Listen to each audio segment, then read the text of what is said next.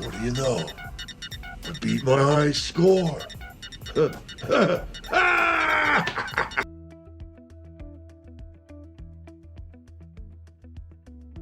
Number 10, the inspiration behind Ghostface's mask. Scream franchise.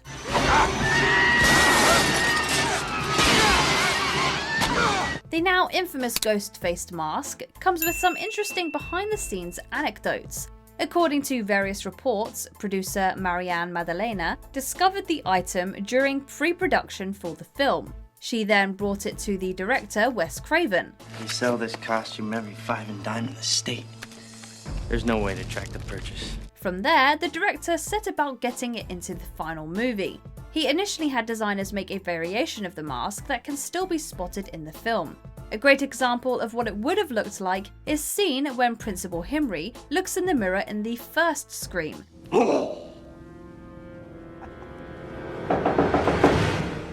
However, Craven was eventually able to strike a deal with the costume company Funworld for the rights to use the original mask.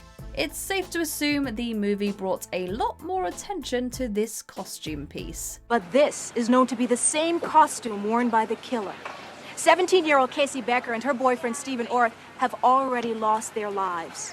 Who's next? Number 9, the inspiration behind John Kramer, aka Jigsaw. Saw franchise.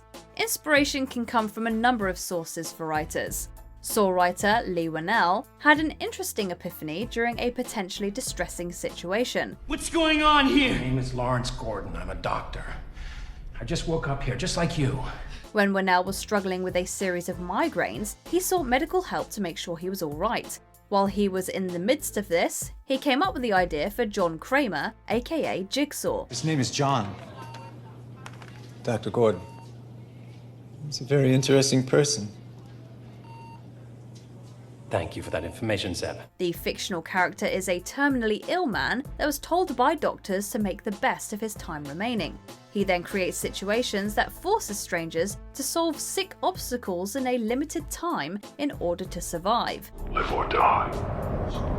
Make your choice. Considering that this concept has spawned 9 films and counting, it's mind-boggling to think that it all started with bad migraines. Number 8, Jason's musical thoughts, Friday the 13th franchise. Although Jason Voorhees is all sorts of creepy already, an interesting fact regarding his well-known theme music really adds to his frightening performer. The original film's composer, Harry Manfredini, added some breathy, whispered bits of human sounds into the mix.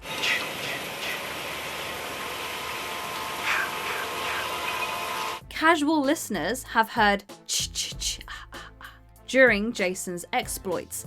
In an interview, composer Harry Manfredini revealed that those aren't just random sounds. In fact, he personally whispered ki-ki-ki ma-ma-ma.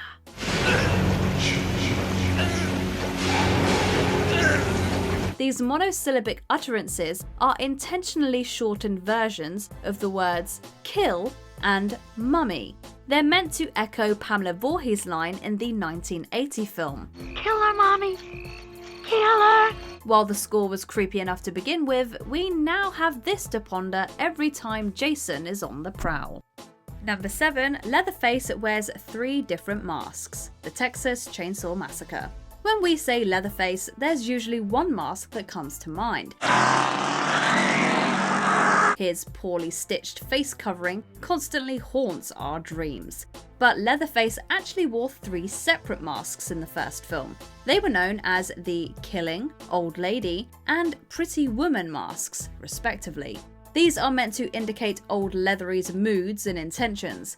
Killing mask was fittingly for aggressive actions. The Old Lady is worn with an apron to represent domestic chores. I'll get away. Are you sure?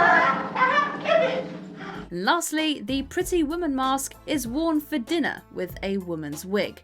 The latter is obviously the best choice for a deranged bachelor like him. You like this, Dave?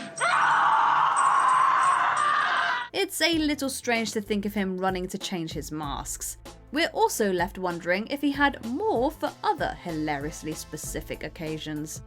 Number 6, McInspiration for Pennywise, It franchise. Well, I'm Pennywise the dancing clown. Pennywise. Yes, meet Georgie. Georgie, meet Pennywise. Though many have thought that John Wayne Gacy must have been the inspiration for Pennywise, the dancing clown, it apparently wasn't so. Stephen King has confirmed that he chose a clown as children are very often frightened of them, and an experience he had on an airplane undoubtedly aided in cementing the character. Pardon me, miss. What time will we get to Denver? We're due to arrive at 8:20, sir. Thank you very much. King was once on a flight that was slightly delayed for a late passenger. That person was wearing a full Ronald McDonald getup. Shortly after, the clown ordered a drink, smoked cigarettes, since this was the late 1970s, and sat beside King. Kiss me, fat boy! The bizarre encounter definitely pushed Pennywise to the forefront of it. Now we can't see the golden arches without thinking of the horrifying clown. Well, you better let the poor guy out! Number 5, Michael Myers is The Shape, Halloween franchise. Michael?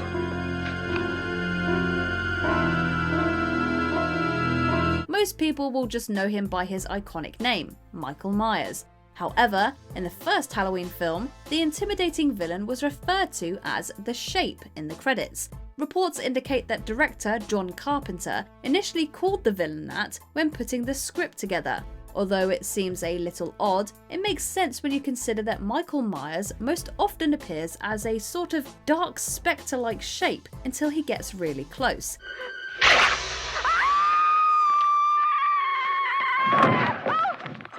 Incidentally, harmful spirits were referred to as shapes during the 1690s Salem witch trials. It's safe to say Myers would fit in with that dark and possibly magical vibes, considering how many times he's escaped death. But we still don't think we'll start calling him The Shape anytime soon. I saw him. The Shape. Mom. I wanted to kill him. Okay, that's enough, Lori. Number 4, Cenobite design inspiration, Hellraiser franchise. Who are you? Explorers in the further regions of experience.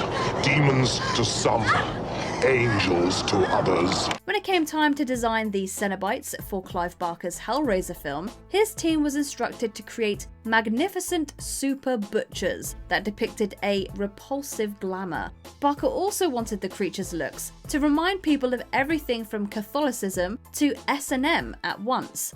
We'll tear your soul apart. The design team definitely delivered, as the Cenobites are pretty much horrifying butcher priests that definitely have an affinity for leather.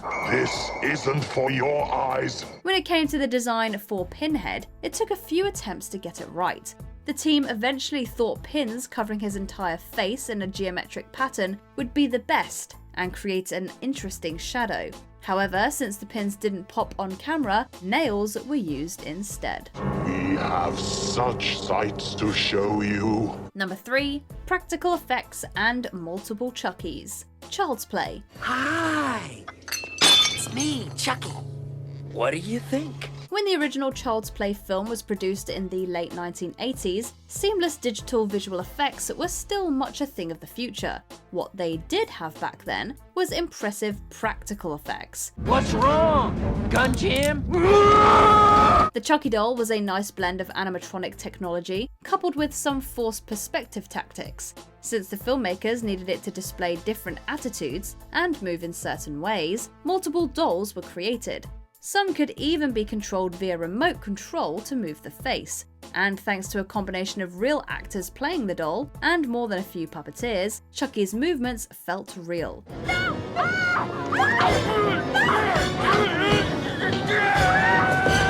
Getting the horror icon to look scary was far from Child's Play.